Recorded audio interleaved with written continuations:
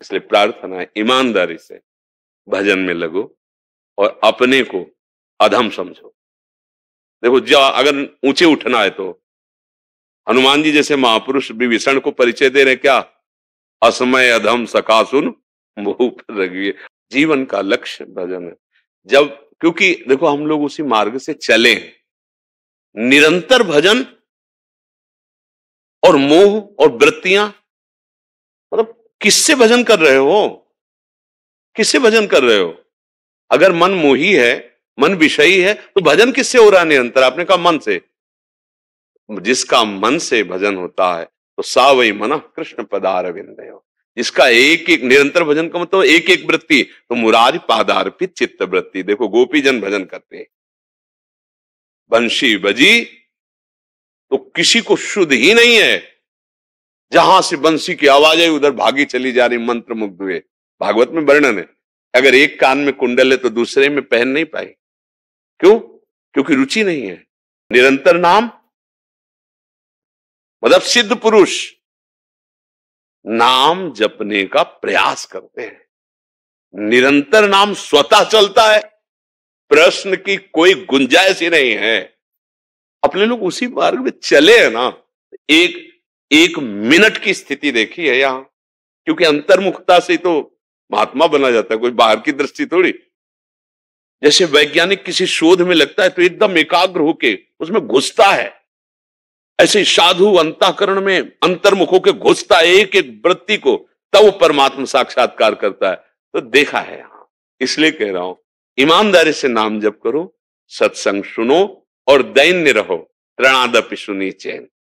अगर हमारे अंदर कुछ भी कोई कहे कि आप तो बड़े भजन करने वाले हो, अपने मुख से तो निकल ही नहीं सकता आप बड़े भजन कर, तो उसमें भी बहाना बताया जाता है, कहां भजन हमारे अंदर। अगर आपको कुछ लग रहा हो तो श्री जी की कृपा, गुरुदेव की कृपा बकाया। आप असलियत आप नहीं जानते मैं क्या हूं, असलियत तो प्रभु जानते हैं। मैं बहुत, बस जो है सो प्रभु के, ऐसा। तो ये वचनों का सुधार करो और ईमानदारी से भजन करो, चाहे विश्व में कहीं रहो। सकल भूमि गोपाल की या में अटक कहा, मेरे ठाकुर का ही संपूर्ण ब्रह्मांड है। जहां से भी भजन करोगे वहीं से ठाकुर नजर आएंगे। उनके लिए कोई दूरी थोड़ी है, जहां तुम हो वहीं प्रभु है। कहो सो कहां जहां प्रभु नहीं, तो तुम चाहे जिस देश में रहो जाके, प्रभु तो वहां भी है ना। नाम जप करो, अच्छे आचरणों से चलो और सब में प्रभु देखो। जैसे पुत्र है, पति है, परिवार के जन है, ठीक है, संबंध अलग अलग है। एक पुत्र है, एक पति है, एक भाई है, एक आया हुआ अतिथि है, लेकिन सब में भगवान है। संबंध अलग अलग है, रूप अलग अलग है, जैसे क्रिया अलग अलग है। कूलर, एसी, पंखा, हीटर, मोटर, अलग अलग उनका प्रभाव दिखाई दे रहा है, लेकिन पावर सब में बिजली है ले? ऐसे ही हम मोह का नाश करें कि भाई है, पुत्र है, पति है, परिवार के सदस्य हैं या रिश्ते नातेदार हैं, ये सब रूप अलग अलग हैं यंत्र के, उनका कार्य अलग अलग है, लेकिन सब में पावर भगवान का है। अब मोह नष्ट हो जाएगा। सब में अपने प्रभु को देखना मोह का नाश है। ये विवेक से होता है, और जहां विवेक प्रकट हो गया तो भगवत प्राप्ति दुर्लभ नहीं है। तो सत्संग सुनिए, नाम जप कीजिए और अपने में दैन्यता लाइए।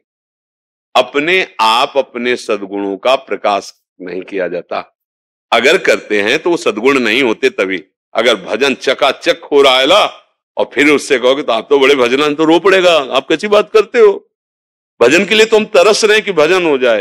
नहीं बोले, आपकी आंखों में आंसू आता है, आपका चेहरा, वो थोड़ा शरीर में पीड़ा रहती है इसलिए आंसू निकल जाते हैं। भजन के आंसू वो छुपा जाएगा। और अपने चाहे रो रहे हो घर की चिंता में, तो हम प्रस्तुत यही करेंगे कि राधा रानी के प्रेम में रो रहे हैं। अपने को क्या है, असलियत जब प्राप्त हो जाएगी तो बदल जाएगी, भाषा बदल जाएगी, दृष्टि बदल जाएगी, चेष्टा बदल जाएगी। इसलिए सावधान रहे। हम वास्तविक ये स्थिति प्राप्त करने के अधिकारी हैं, क्योंकि मनुष्य शरीर मिला है, हम भगवान के अंश हैं। हम पद्धति से भजन करें तो ये स्थितियां दुर्लभ नहीं है, जरूर इसी जन्म में प्राप्त हो सकती हैं।